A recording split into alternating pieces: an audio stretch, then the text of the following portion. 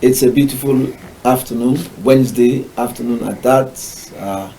It's bright and sunny here on Katampe Hill in Abuja. Welcome to the POLITY.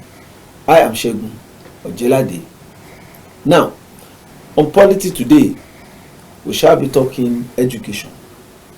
Yes, that critical sector of the nation's economy that speaks to the future of the nation and our aspiration as a people. Today is not one of those days that will come with sharing topics. Education observers know that for a very long time the Nigerian educational system has been under the weather, if I can say that. Things are not going fine in very many respects.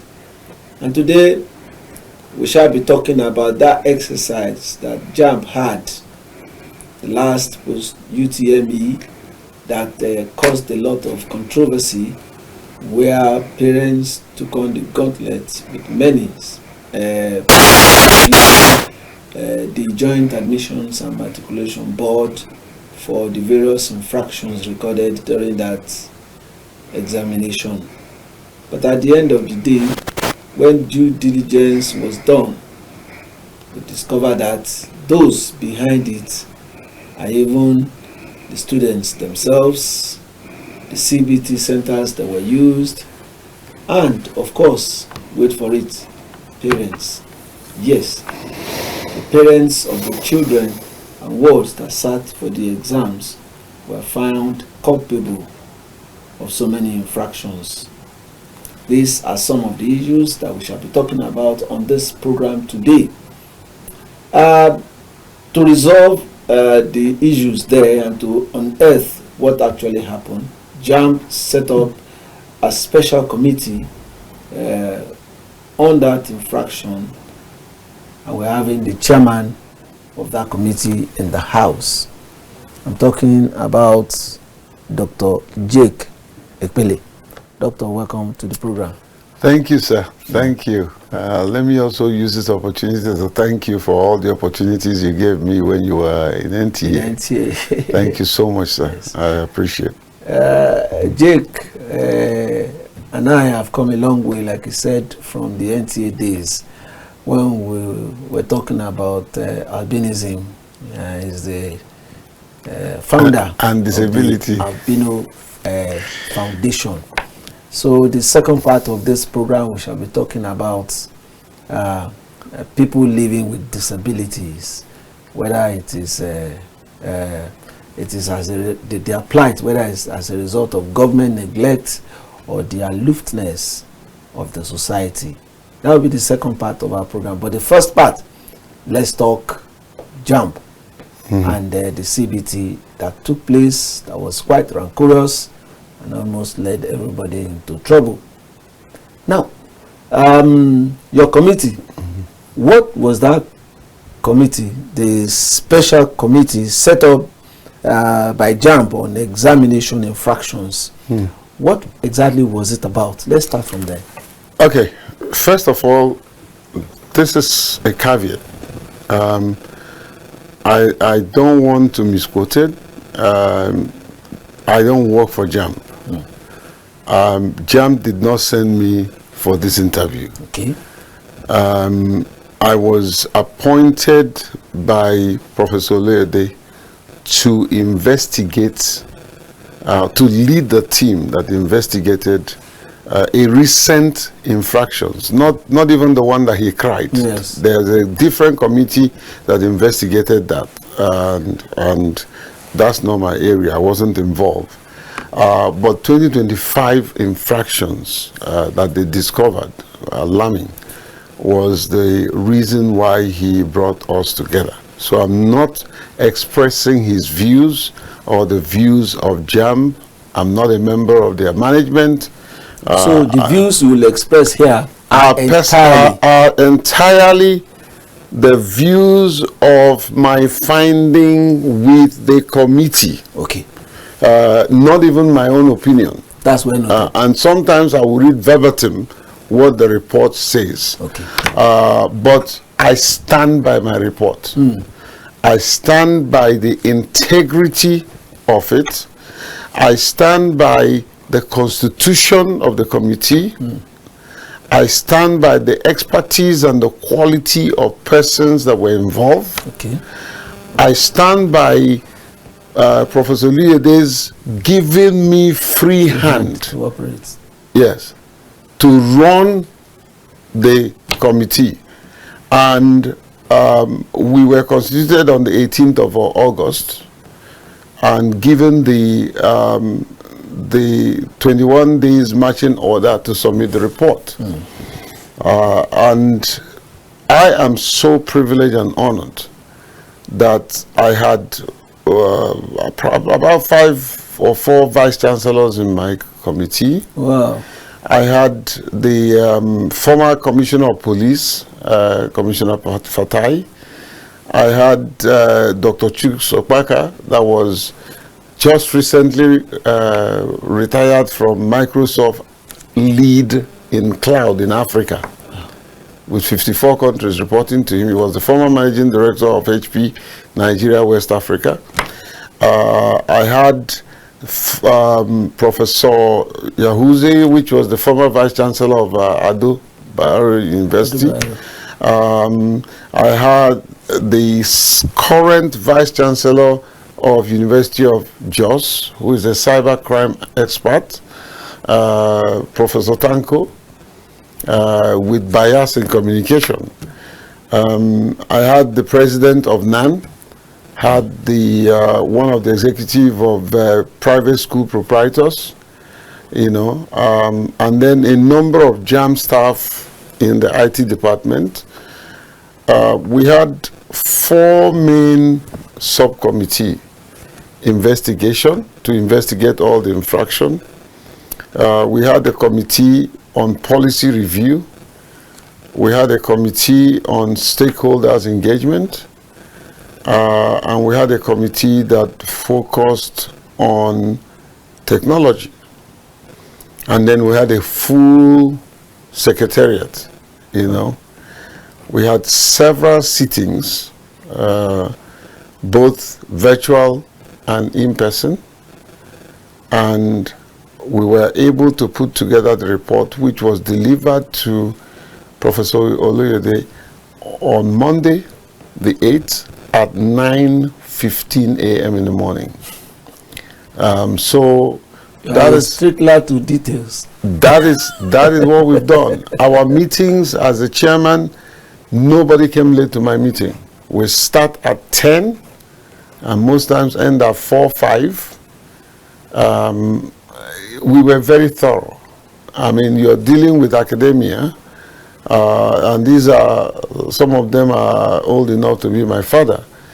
I was firm, but I was flexible, and we had a very smooth committee session. Okay.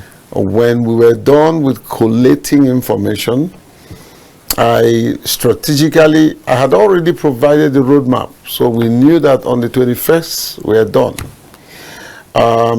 I was able, to the glory of God, to break the committee into segments and took competencies and faculties into the committee. So, and the lead. So somebody like Professor Tanko was leading the investigation committee and infraction. They had a greater job to do. Fatai was part of 1 or 2 committee. Chuks was part of 1 or 2 committee. By the way, we were gender sensitive. My vice chair was Professor Ibe, who is a professor of law. Okay. Yeah. So we had, you know, a routine of very qualified expertise, and if I have to work with again, I will work with all of them. Okay. Now, after all these painstaking efforts and humongous work that you have done, what did you discover on that examination? You know, I think it will be because it's important to underpin what was the task. Then we can go to what we discovered. The outcome was. And in the same word, task number 1, modify the method, pattern, tools, and technologies used to perpetrate infractions. What I did was to summarize the task into 6 areas. The second was to retrieve existing examination and registration policies. So we're interested in policies. Number 3 was to determine the culpability of the 6,458 suspected candidates who was involved in infraction. Number 4 was to recommend sanction where culpability was established. Number 5 was to propose a proactive framework for 3 layers. 1, detection. 2, deterrence. 3, prevention of future occurrence. Yes. So the 6th was to consider and advise on those incidental issues. What then was our findings? Yes. It's like I'm reading the news in your state. Number 1, examination of my practices has evolved into a highly organized, technology-driven, and culturally normalized enterprise. Let me explain. There are cartels that is bent on using AI and other means of technology to frustrate JAMB's system, break into it, and use means to sit for exams and get paid for sitting for exams. Let me dwell on this. Okay, so we saw that there were technology that was invented to beat the system. So when you hear us say finger blending and morphing of faces, what it simply means in a layman's terms, I have technology experts who would have done a better job. Now, you know, when you do your fingerprint as one person, if another person puts his finger there at the same time in a GBT, the computer will capture 2 fingers. That means 2 people. Now, so when they go to that GBT, because that person's finger is in the system, once he puts his finger, the system will admit to read it. When the other person puts his finger, the system will also admit. So you have 2 people that claim not to know each other. One of them is the mercenary that will write the exam. The other person will just sit as though he's writing. He's not writing. Is the other person. So the idea was to admit both of them so that one of them will write the exam, one of them will pretend as if he's writing, he's not writing. And he's paid as much as 250, 300,000, and in most cases 1 million naira. You find a situation where mother and child, mother and daughter, enters that examination because their fingers have been tapped. And she's sitting down there and the daughter is pretending to be right, and the woman is the one doing the this thing. The picture blending, the facial blending, what they were doing is that, especially persons with albinism, they take the face, one side of the face of person with albinism, they can take one side of your face. Remember that this capture is done in CBT. It's not, JAMB has already accredited them. So they know what they do. So you find one CBT registering 250 people. Okay? They will take these faces and the camera would, and then eventually blend it, and the camera will catch the face. The person who will write the exam on that day comes, gain access, the person that they use the face and the name is hanging around, and he will write the exam for him for a fee. Much more mind-blowing is what they call mirroring. This is the center where the exam is holding. Remember that JAMB will send a link that allows that center to have access.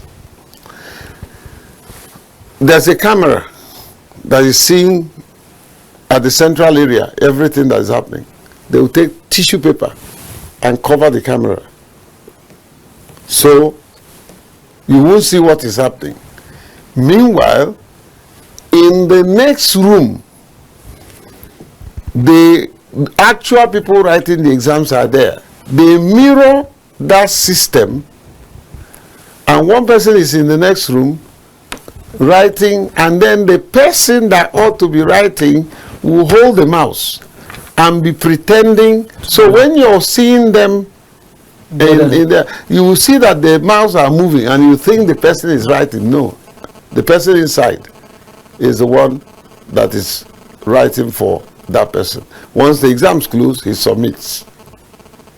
So it's a highly technologically driven, orchestrated crime. Our finding was shocking. 80% of the people responsible are parents who want. So you find that a situation where they say one person scored 300 and something. By the time it's investigated, he didn't score nothing. Somebody else wrote for the person. There was a case in Point where a child had 109, and the father was a professor. He's a professor. The child had 198. The child went through the social media and accomplished it, and they upped it up by 2 to be 200. And he was busy saying he scored 200. By the time he came back to JAMB, JAMB went to their system. What he had was 198. He needed to prove that he scored 200. That's the problem. Parents are responsible. The deputies are responsible. Cartels are responsible. And these cartels, if some of them that have been arrested, the kind of money that are in their account, you can imagine where one somebody will charge 250,000 times 250 people. That's the least. You know, there are things I can't say. Yes. You understand? Yes. Are you talking about even universities? They are not exempted. Most of the certificates that they have issued are fake. Fake. So we are in really serious trouble. You know. Now, I just talked about, but the other thing we look is that we documented 4,251 cases of finger blending. I talked about that. 190 cases of AI-assisted image morphing, which is what I was told you. 1,878 false declaration of albinism. Albinism is the easier way for them to do their blending. Why? Yeah, I think mostly because of the so when you register, you will say albinism. So they will take the face of person with albinism and doctor it to be their own. Go and take the exam. When they pass, they can go back wanting to change the name. Okay. Claiming that they were not, it was not either properly done or they were not in the state where it happened. And they'll go and swear affidavit. You know. So it's alarming, the number of persons with albinism, and of course credential forgery. Multiple. These people have perfected how they can double obtain NIN identity. So NIN management needs to really do a total overhaul and interrogation of their system. So you find 3 people. The case of one person having 200 ID card. One person. You know. So those are the things. The fraud is not the work of candidates alone. It is sustained by syndicates involving some CBT centers, schools, parents, tutorial operators, and even technical accomplices. Let's talk about the parents. I'm really shocked about parents. No, I'm not shocked. My shock started during the investigation, and I'm still in shock till today. You know, all of us Oga, you are our senior media colleague. I think the media needs to be circumspect. When a parent comes here now complaining, fuming, JAMB mistreated my child. Yeah, my child, I know what my child can do. He scored 400. JAMB is claiming it's 300. And the media will put them on the tube, embarrass JAMB for nothing. By the time Professor Ojelade and the team recalls the person's information, they will see that all that one was fake. Now, they will decide to prosecute the person. Oftentimes, they will start begging. They'll come back begging. They will start begging. When sometimes they are prosecuted, or even when they are forgiven, they don't come back to the media to say, I lied. The media itself will not go back to them to find out what happened. How many reporters have followed a case from the beginning to the time that the person is in jail? There are many of them that are in jail. There's the parents that are in jail as a result of this. Nobody talks about it. But all they said was, oh, the child scored everything. Oh, JAMB messed up. Oh, JAMB system didn't mark well. They don't tell the truth. Oftentimes, the parents that comes on TV to make are the ones who bought. I'm not saying everybody. Most of them, they are the ones who bought somebody who did that examination for their child. And they are claiming their child, he scored 400 over 400. We have discovered it. What damage is that kind of attitude? What damage it makes our certificate nonsense. You remember the case that just happened where in UK, all this nursing that got certificate were rusticated. It makes, look, my brother, the education sector is bleeding. Let me use this opportunity. Let it be a breaking news. The president must declare the education sector. We have been declaring state of emergency. That's where to declare state of emergency. Education sector should be declared state of emergency. This thing is not only in JAMB. WAEC should come out and be honest and do their own assessment. NECO should come out and be honest and do their own assessment. The universities, I mean, there are things I can say. You can imagine where an institution is forging certificate and giving certificate to somebody who never attended that institution. How low can we go? Where schools, even the faith-based schools, are paying people to make sure that the people in their school passes either WAEC or JAMB. And sometimes Pastor say, well, you know anything that has to do with your church? I'm a Christian, you know me. Spirit-filled. Any school, I've not investigated that. If I investigate and I don't care the school, I will say it in the media.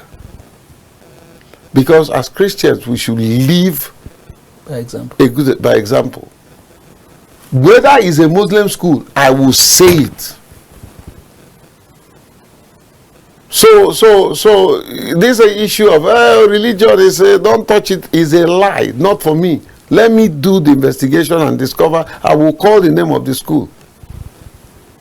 Because if we don't name and shame them, this whole menace will not stop.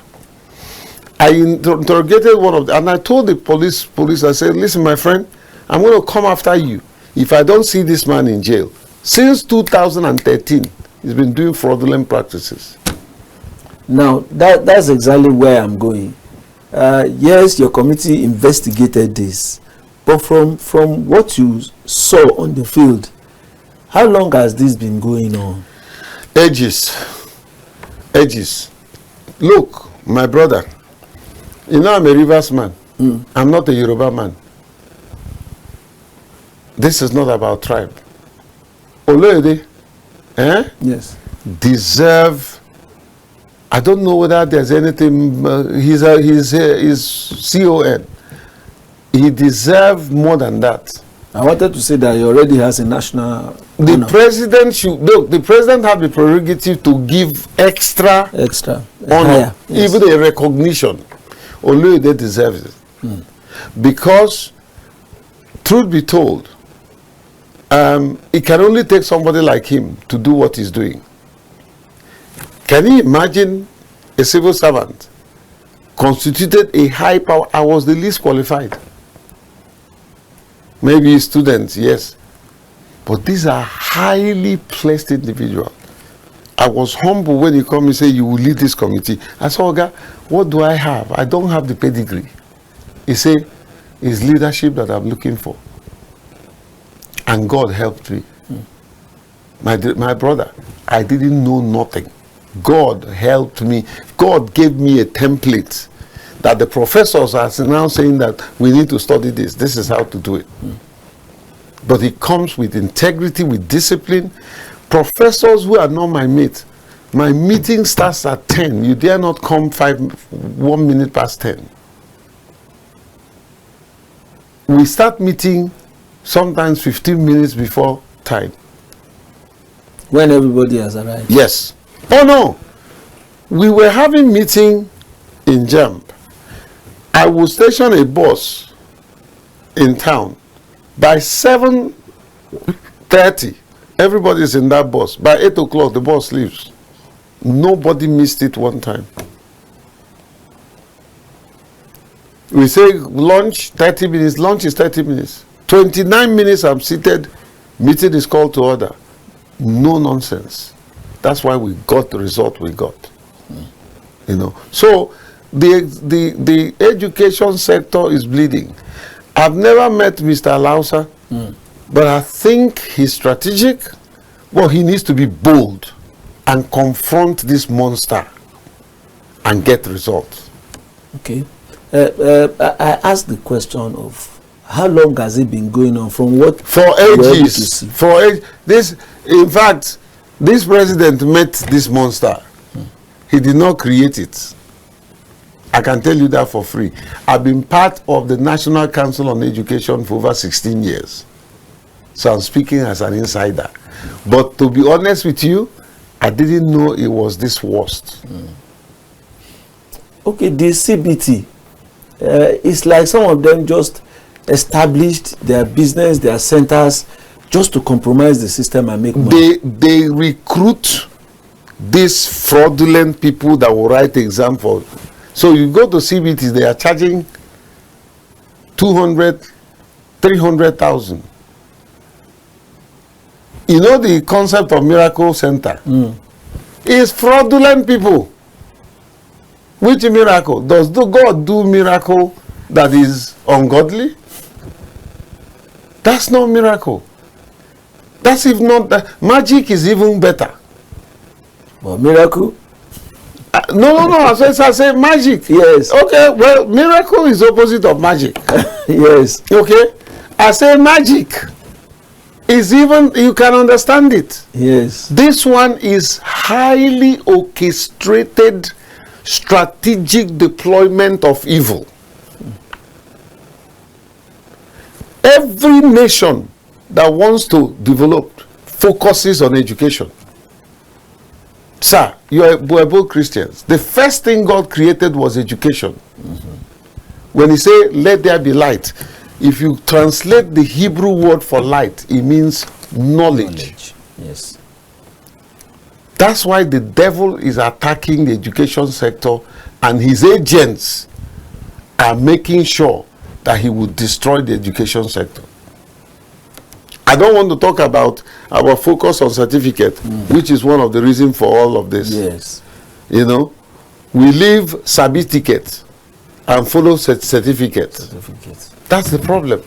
Okay. It's not that certificate is not good, but I'm telling you, have you ever employed some of these so-called graduates? They can't speak English. They cannot. They cannot write letters. Can't write it. Yes. I had a secretary one time who couldn't write letters. I said, for heaven's sake, where did you go to school? If I employ you to write letters, you cannot write letter.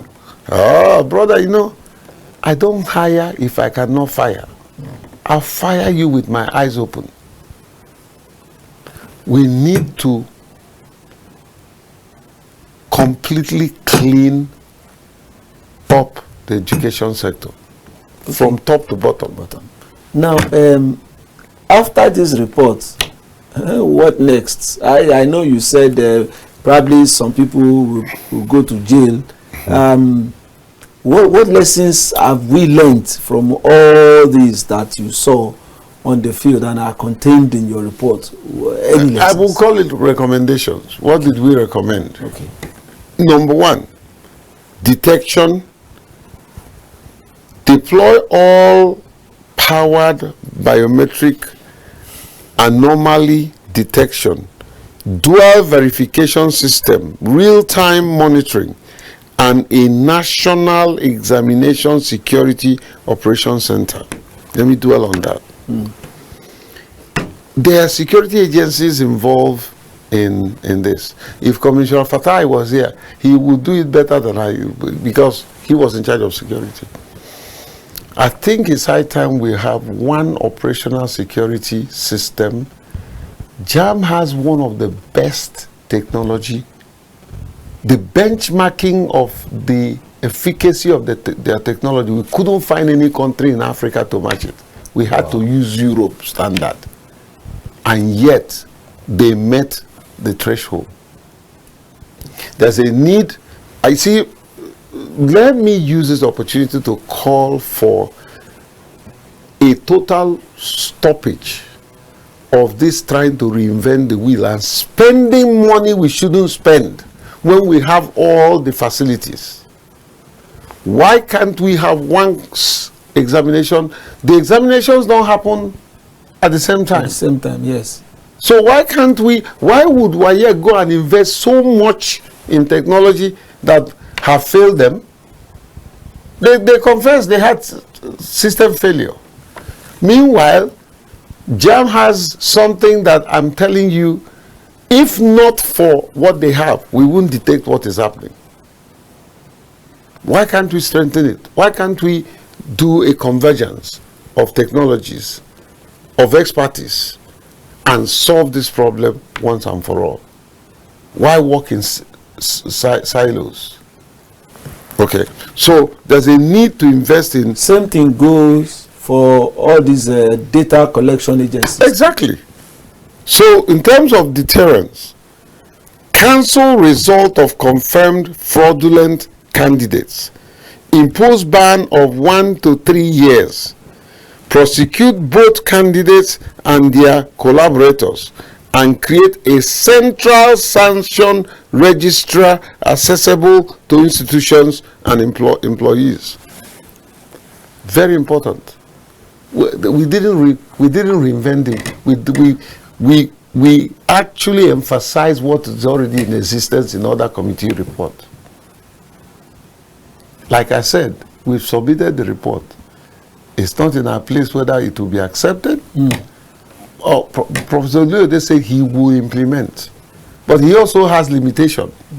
What if he goes to Ministry of Education, they say drop it? See, we saw things, a situation where, although it never happened with my committee, where they will, a very wealthy family son will be caught, and then one phone call away, release that person. I was waiting for that to happen in my own committee. It never happened. I would have resigned in the middle of it. I don't care whether it's Bola Tinubu's son. If that information had come to me, that person will go to jail. And that's the kind of person that's the kind of thing we need. We didn't focus on problem alone. We focused on solution. And here's the solution. Prevention. Strengthen mobile first self-service platforms. Digitalize correction workflow. Tighten disability verification and ban bulk school-led registration. Let me pick up disability verification. You know, they were impersonating albinism. You don't need the rocket science to know who a person with albinism is. Yes.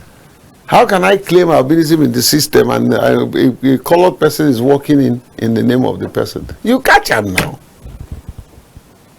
There are two types of albinism, ocular and oculocutaneous. Oculocutaneous is me, with features in my hair, eyes, and skin. Ocular is that the person's hair can be brown, but he has a routing eyes. Oga, do you need lenses to see that? Do you need to verify me? It's simple. Why are they not doing that? It doesn't take rocket science. Yorubas even say you cannot begin to look for albino in the market. Okay, so my friend and brother, don't call us albino. Okay. Person with albinism. Okay. Yeah. You know, now here's the big one, the big lacuna. Legal reforms. Amend the JAMB Act and the Examination Malpractice Act to recognize biometrics and digital fraud, and to provide a legal unit within JAMB. Okay. JAMB do have a legal unit that cannot bite. They can't sit in court to defend JAMB because they are not recognized. So you find this, the head of the illegal unit is a PhD in law, but he cannot stand up and defend JAMB in the court. So JAMB have to hire all the expensive lawyers, and there's a waste that is alarming. They go to court. The judge says, "Oh, I will hear this case today." By the time they get there, the person has gone to Oka, for instance. He gets to Oka, appear in court. They say the court is not sitting. All that money is wasted. He comes back. JAMB will pay him allowance, will pay his flight, will pay his hotel, but he didn't do nothing. If it's JAMB staff, yes, it's their duty. They can navigate, but you cannot do their case like themselves. There were things that I can't remember his name now. The head of the legal unit in JAMB, who is a member of my committee, but things he told us that we couldn't believe. Cases will run for 10 years. How? In the middle of the cases, one phone call can come from Abuja and they scatter everything. I was waiting to see any of that kind of thing, you know. So that's of course, cultural orientation. I wanted to ask you about that. What cultural orientation? Yes, with all these things. Many of our problem, I don't want to take words from your mouth. Moral bankruptcy. Yes. Children now know that to get the best position, cheat. It's become part and parcel of us. Character is not as important as charisma. Nobody is paying attention to competence. Just be committed to fraud and you're okay. That is the problem. Parents are encouraging it. Children are learning it. I mean, my 8-year-old sits in the back of the car. The driver runs light.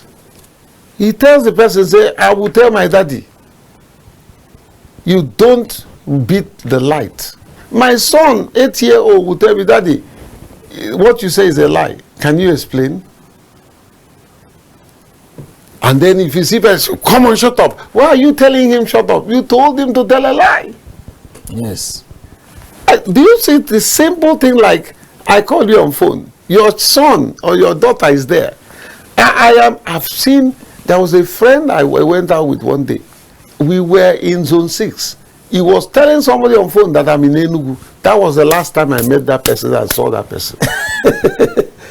You discontinued the friendship. A liar can kill you. I'm not perfect. You understand? But when you see this willful lie, it's destructive. It's destructive. So anybody that tells you that type of lie can steal your life, can ruin your life. Where are you? Oh, I'm close to the gate. Meanwhile, you're in your house. That's the moral decadence that have brought us where we are. Where everybody wants to be rich. But it's everywhere. We have it in church, in mosques. We have it in government establishments. They are corrupt pastors. In fact, my brother, the worst politics is now played in church, not even in National Assembly. The worst politics is now played in mosque. The real intriguing, suffocating politics is in church, is in the mosque, is in the National Assembly. The politicians even sometimes have a human face. Our spiritual leaders are worst. So whenever there is moral decadence in a society, point to the church, point to the religious institution. You know, have you seen how the kind of messages they preach on the pulpit? Somebody is coming to pay you tithe. You didn't ask, what are you doing? Where do you work? How did you get this money? A young woman sleeps with a man, gets money, and he buys him a car. He comes to testify. They gave him microphone. God gave me a car. God didn't give you a car. You slept to get a car. A young man, let me balance it. All of a sudden, you are living a lifestyle that, how much do you earn to live the lifestyle you're living? Simple thing. Have you ever seen these young people carrying expensive phone?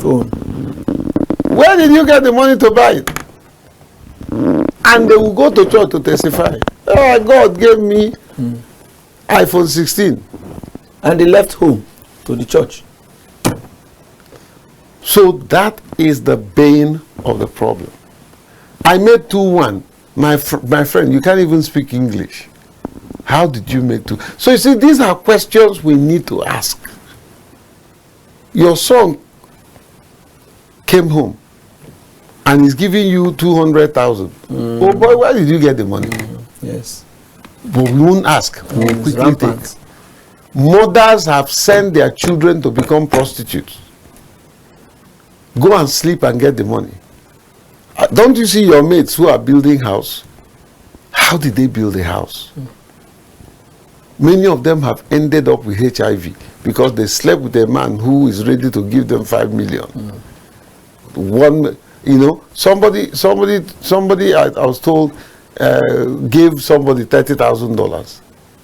$30,000? What did she do? Have you not seen these young men, young women today, boastfully saying on TikTok, yes, how can a man want to sleep with me if he's not willing to give me 5 million? Boastfully. Yes. Evil. But where do we go from here? Now we cannot say, okay, we have all this problem, we fold our hands. Solution. Yes, solution. Solution begins at the top. Our leaders must be accountable, must be responsible, must live by example. I challenge Mr. President to probe all his ministers. I challenge him. Probe all your ministers and ask them where they got the money that are in their account. It's true. Why would it be said that somebody bought a house for $2 million and that person is still in the office? And you're telling me that another person will not want to be emulating? Exactly. Somebody is boasting that, you know, and we know their properties. We know what they have. Why are we keeping quiet? How many ministers actually, and there are some good ones. There are some good ones. But how many of them have come out to say, my ministry received XYZ. This is what I spent. This is what I still have. They wouldn't do it.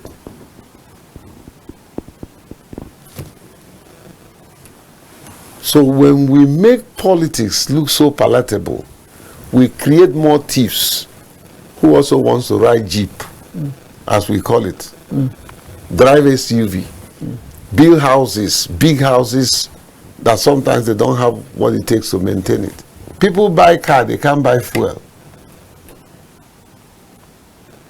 Some women get into a shop, you will see a woman baked. She's worth 10 million naira. He will tell you, say, my wig is 5 million. Where did you get 5 million? I know some of them work hard and can afford to buy whatever they have. Okay? But not all of them.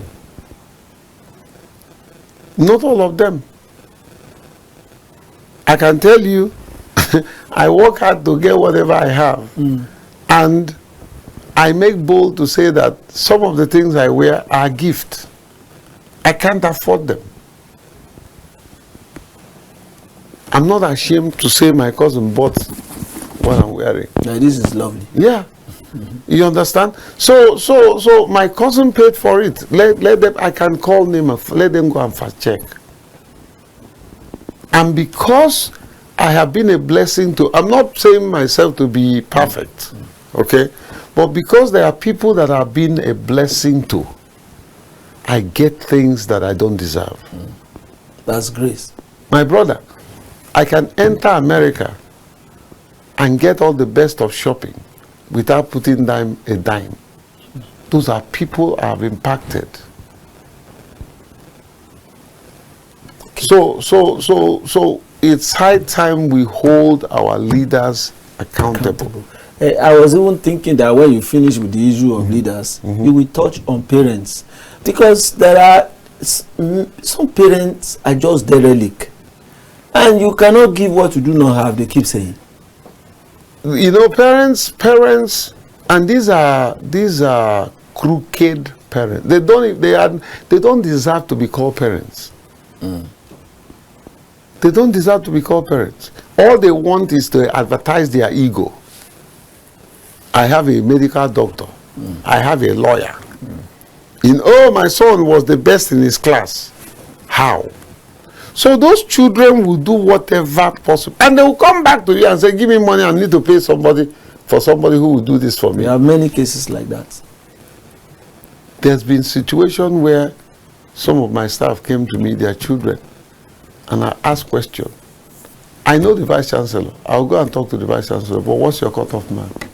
The cutoff mark is 200, but he had 190. I said, okay, cutoff mark 200, and you want me to go talk, what am I going to tell the person?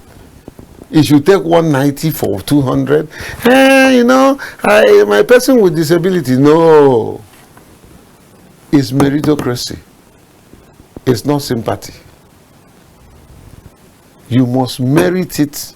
I've delayed my own siblings, my nieces and cousins to go and repeat JAMB, repeat WAEC, and get qualified to get into the position. I will never. I can't come here and tell my friend who owns the studio and say, okay, I employ this person. He's a person with disability. What's his qualification? I have somebody who spoke to me the other day about. I told the person, I said, well, I know him, but let her go through all processes, and if he fell out. My niece works for me. She went through all the interview. I recused myself from interviewing her. And my staff knows that if she failed that interview, that's it.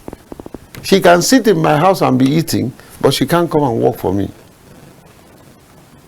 I don't just employ relationally, I employ professionally. You must have, and I'm not, please, I'm not saying that I'm perfect. That's the third time you say that. Yeah. But this is what should be done. We just did this committee. I went to Professor Ojelade. What is your procedure for allowances? He said, oh, I said, sir, follow it to the latter. Don't give anybody dime outside the procedure. And of course, it was just how did they say it? An understatement. Because Professor Ojelade would not do anything other than that. The man himself, that yes. you know. Yes. Yes. Yes. Now, in those days, we had MAMSA. Then now we have NOA. We used to have ethical revolution? What were they calling it? Do we need such agencies? You know, you are a prophet. It's one of our recommendations. We call it cultural reorientation, to launch a nationwide integrity first campaign, embedded ethics into curricula, and enforce parental accountability. Sir, we have told, I didn't even know that JAMB has advertising agencies, has PR firms. We have empowered Professor Ojelade to renegotiate. If you have to increase their fees, but demand that they give us results. The days have come and gone where people will come and rubbish JAMB, and the image maker that gets paid will not know what to do. Strategically, this is a secret. I know that once this report comes out, in fact, one of your colleagues today told me, I know there are too many reports. You're trying to defend JAMB. I know. So I asked the person, say, wait a minute. Excuse me, sir. Have you read the report? He said he has read the report. I said, no. Report was delivered on Monday. It's not in the public domain. So you have not read it. You have no answer. You understand? So it's important that we deliberately begin to correct mindsets. Okay. Children are no longer daddy will pay for my WAEC, they will write for me. Daddy will pay JAMB, they will write for me. That's the order of the day. So we need to deliberately engage stations like yours. Answer, sir, you are a media guru. If you go back to the history of the media, it was meant to correct public opinion. And they did that in those days. We have so commercialized the media that we are failing on the core objective. What stops your station going to JAMB and say, tell us some of the issues? And you do a public service, even do a public service and call for sponsors from another source, not even JAMB. So there's a need to deliberately just put out this says, do not cheat in examination. Yes. It's public service.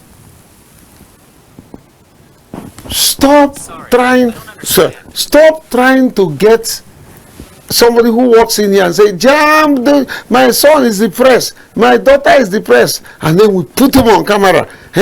He scored 400. JAMB is claiming he scored 200. He wants to commit suicide. You know, my brother, at the end of the day, is a lie. Where is the place of investigative journalism? Where you will make contact with JAMB and say, JAMB, please give us the history of Jake. Yes. And JAMB will give you the true position. Before you know, this era of sensationalism, let me be the first to break the news. That's what is killing us. Even social media involvement in news dissemination. So we have told JAMB, bombard the social media. Most of the problem we have are coming from social media. Yes.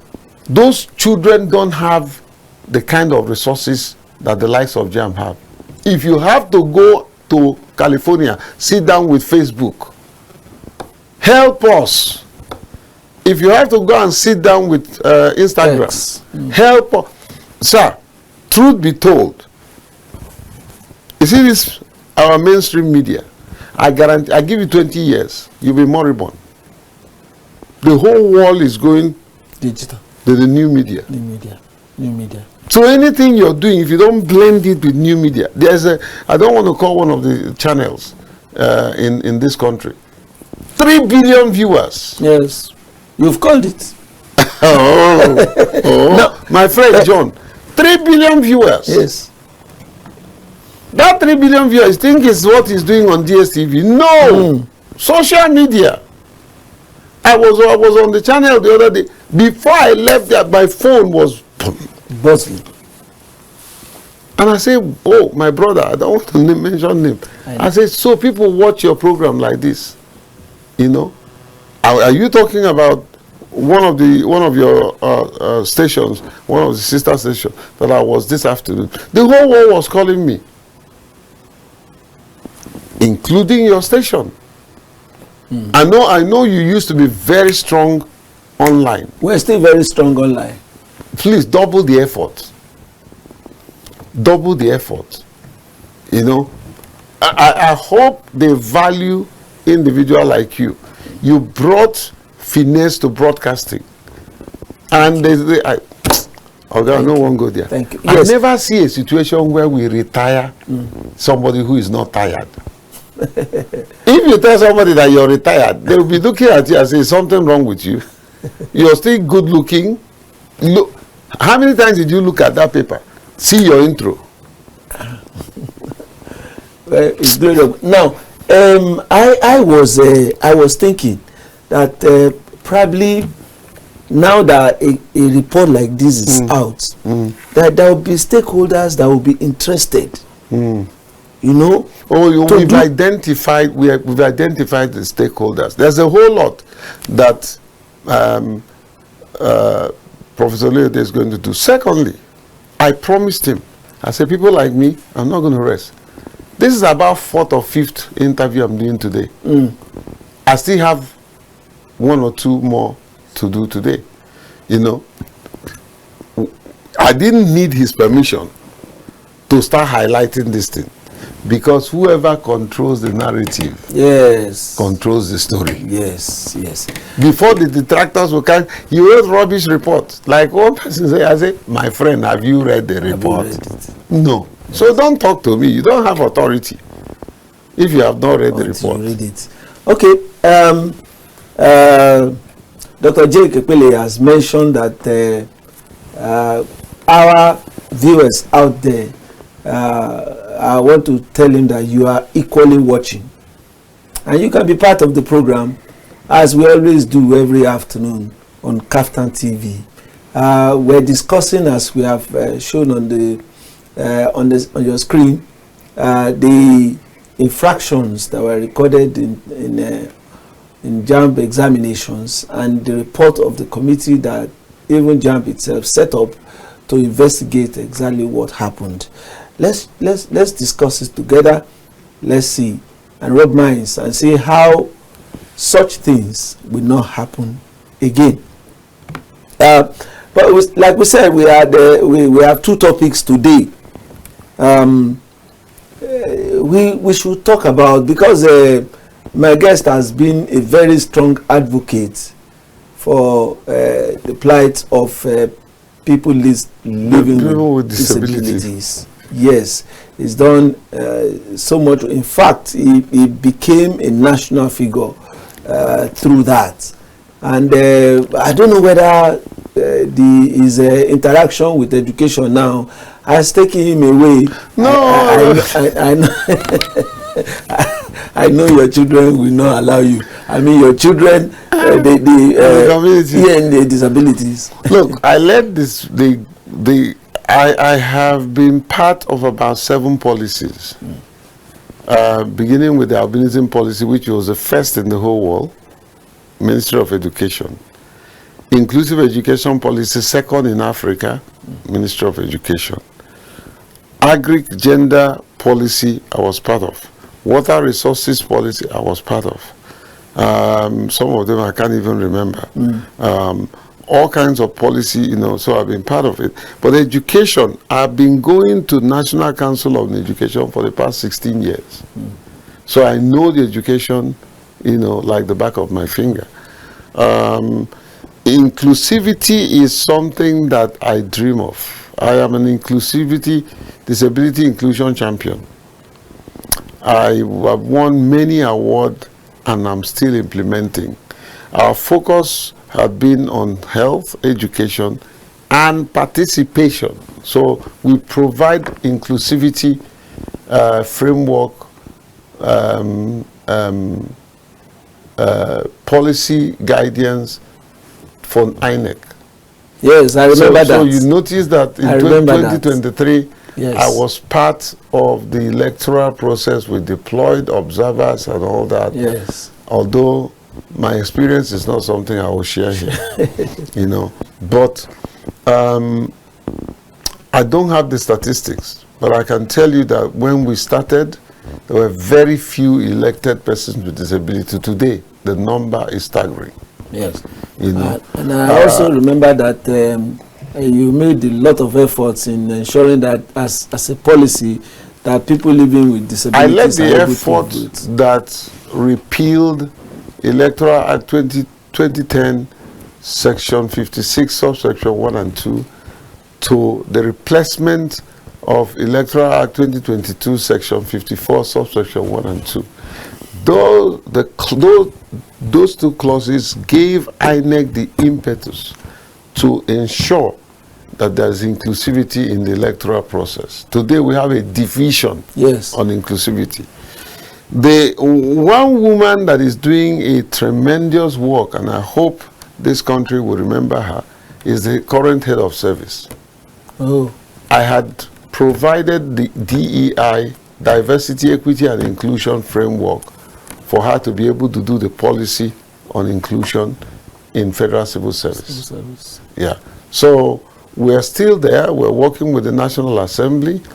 I was privileged to be the Jordan government keynote speaker at the Global Disability Summit in Berlin.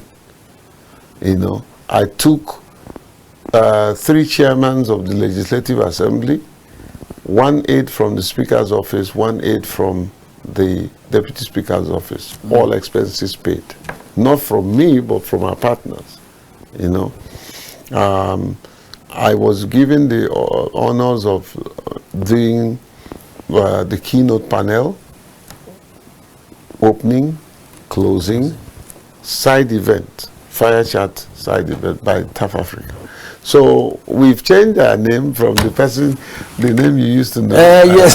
We're now TAF Africa. Yes. The reason is because we are now serving the community of persons with disability, not just persons with albinism. But as a gift to the albinism community, I registered Albinism Association of Nigeria.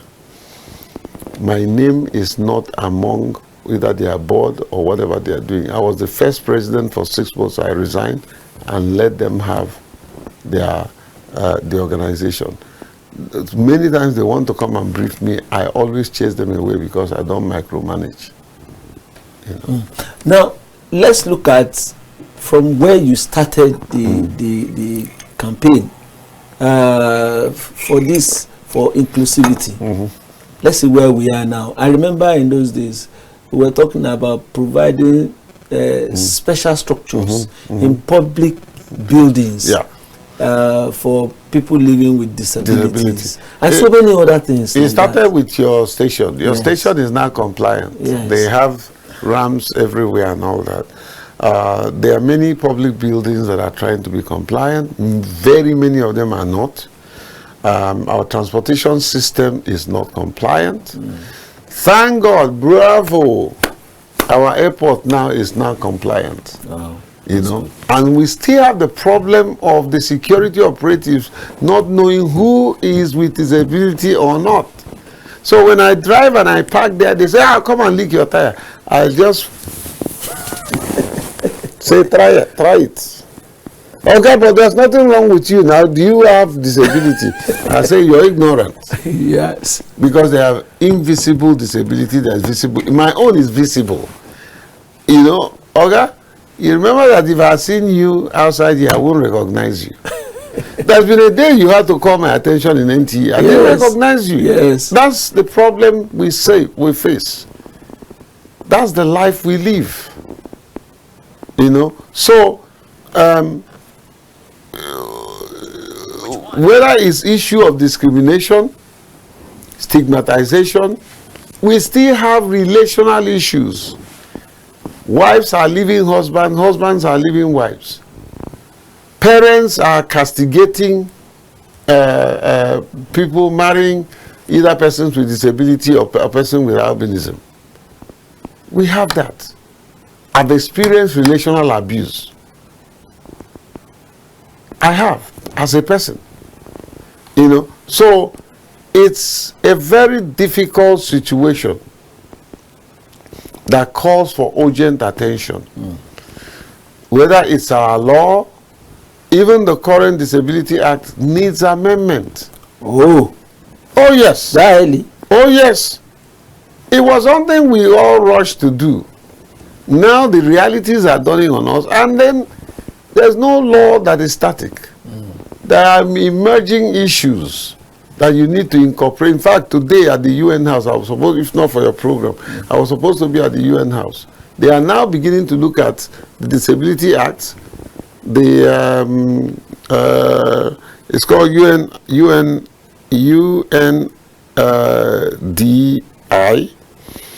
and then CRPD, Convention of Rights of Persons with Disability, African Protocol on Disability. They are looking at all of these laws. What are the emerging issues? I've reviewed our albinism policy to bring it up to speed, the emerging issues.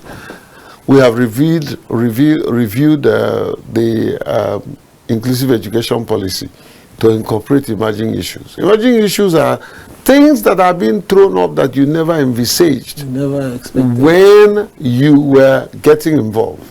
You know, so there's a whole lot that is going on right now. We are now fighting for inclusive media. Okay. We want to see person with disability read news. Wow. We want to ensure that the person with disability is in your top management. By the way, I'm going to take Ojelade up. I haven't seen a person with disability working in your station. And you are a champion. We make you a disability champion. Yes. So next time I come here, sir, if you don't know the person, I'll give you a qualified person. Qualified person. Okay. Now, I remember at that time too, that some hospitals gave people living with albinism free skin cancer treatment. Yes. Are there institutions that are still offering support to people living with disabilities? Unknown to you. I don't know why I didn't come to you to make contribution. I had skin cancer. I remember. I didn't, to be honest with you, I will say it, I didn't trust the system here to take care of me. Friends came together and I went to Stanford University. Till today, no reoccurrence. You understand? You know? And I'm very particular now. Every small patch, I quickly take care of it. I have a few now that I'm waiting for by the way, I'm calling my doctor today. I'm looking for the medicine so that I'll start treating them. Early detection is key. Is key. If you early detect those small patches, they will not turn cancerous. But if you allow them, they'll become cancerous. What it will cost you to take care of them, you will never be able to afford. That is what we're seeing now. It's projected that at least 2-3 persons with albinism die every month in Nigeria. Let me use this opportunity. Hopefully the president or his people will watch this. Please reinstate the free skin cancer treatment for persons with albinism. Yes. Yaradua started. Jonathan paid the bill. Obasanjo started. Yar'Adua inherited. Jonathan paid the bill. Buhari never wanted, as compassionate as he was. He didn't. He tried it once or twice and stopped it till today. Mr. President, reinstate the free skin cancer treatment at the National Hospital and all the other designated hospitals. Mr. President, when you go on medical trip, the state government, the government pays your bill. These people that I'm asking you to reinstate, they can't even buy ABC. Yes. Can you please help us? See, I'm not a fan of government. But one thing I know, and I can tell you for sure, Bola Tinubu is compassionate. And please, let that compassion and empathy touch your heart so that you can reinstate it. Yes. I love what the First Lady did. During the albinism day, she issued a statement. That's what we want. Add your voice to our cause, and you will make all the difference. I remember what you were doing most at that time is education. Educating people living with albinism on how to manage themselves. I have not stopped, sir. Yes. I have not stopped. But you see me. This your beautiful light can actually work against me. So I have my heart covered. I'm not making a fashion statement. I make sure that I cover the hand that is already burnt. Of course, black radiates more. Absorbs light. Yes. So it's not too good for us.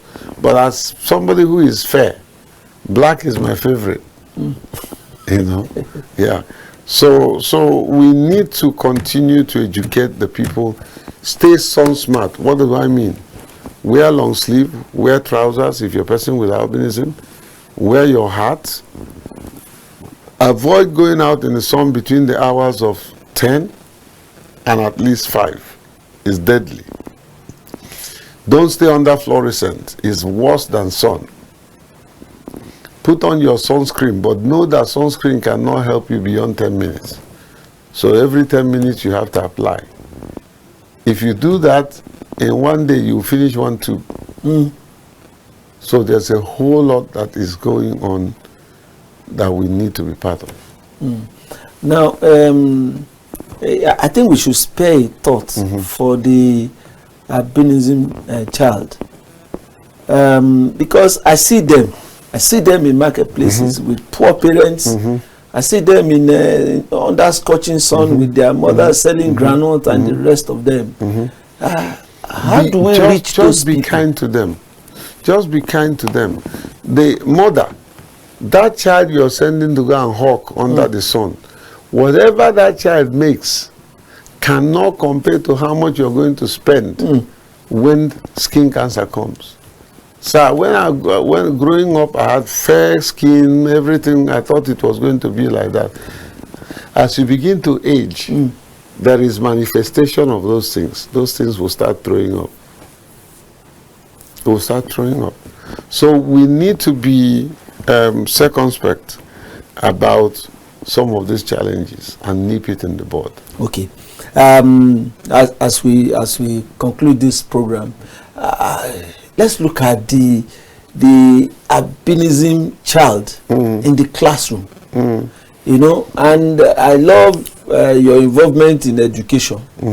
Are there things that our education administrators can do? Yes, for a child with albinism. The albinism child. I will talk about what can be done to help a child with albinism, but I will also talk about what can be done to help a child with a disability, because I speak for a broad spectrum. For a child with albinism, number one is foster respect. The teacher must not. My teacher will say before my class, "You blind man." Oh yes. I will never forget this. I don't think he's alive. Principal Ubum because I went to school in Cross River then. We were at the National Assembly, we were outside actually, called outside. The school assembly? Yes, school assembly. Sorry, I said National Assembly. and then he waved his hand and said, everybody. I was standing, I didn't see him wave his hand. Wow. Everybody moved to one corner, and I was like, what is it that they don't want to stand with me? And the man came to me, had this cane, and tore my back. Blood started dripping. I started crying. He said, I will kill you. If you want to die, die. You stubbornly refused to move when I was moved. I said, I didn't even know you told us to move. He didn't believe me. I was flogged for nothing. That is just one in several cases. We're here. If there's any security challenges, you will be the first to run. I can't even see where the door is. Okay. Oh, wow. Yeah. I couldn't have recognized you as a friend for over 20 years. Yes. That's the life we live. That's the life we live. So, for a child with albinism in class, put him in front. Not second row, first row.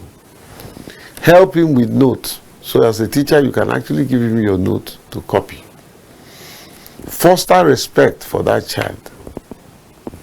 Find out what he needs that you can provide locally. He may just need stack of books that help him see the book and write. He may need computer with elevation so that he can see what he's typing.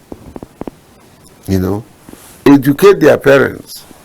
What you have is a blessing. Oh, so I'm proud that God made me a person with albinism. I'm very proud. So I'm not worried about what you think. I'm worried about what God thinks about me and how I can manifest His glory. That's my concern. Okay. Finally on the program for today, let's wrap up all that we have been saying. Let's put it at the doorstep of advising education administrators to bring greater sanity into the education sector in this country. From all that we are seeing, it really doesn't call for much cheers. Professor Ojelade should be courageous to implement what we have recommended. The minister must give him free hand to implement it. That's it. 2, let people go to jail. And reporters should go to jail and interview them for what they have done. Close the CBT centers that need to be closed. When you close them, seize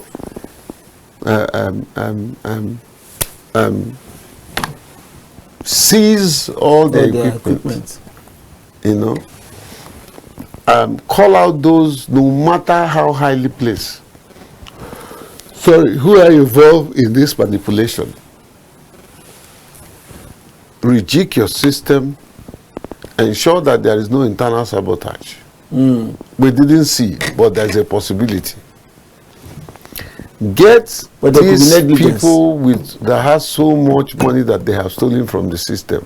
Take that money and give it back to government. Let it be government money. Okay. I must thank you, Dr. Jake Ekpele. You are a very brilliant man. Very brilliant. I still admire your ability to recall. You are doing it with dates. You are doing it with figures. Oh yeah, I cannot. You are a man of detail. You taught us well. It's quite impressive. Thank you, and sir. I've really learned a lot from you, and I hope our viewers too have indeed learned.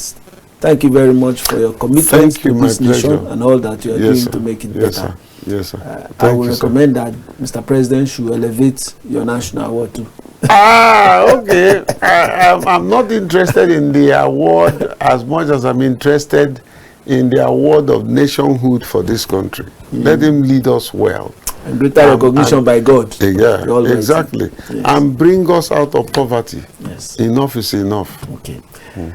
Well, this is where we call it a date on the program, the Polity.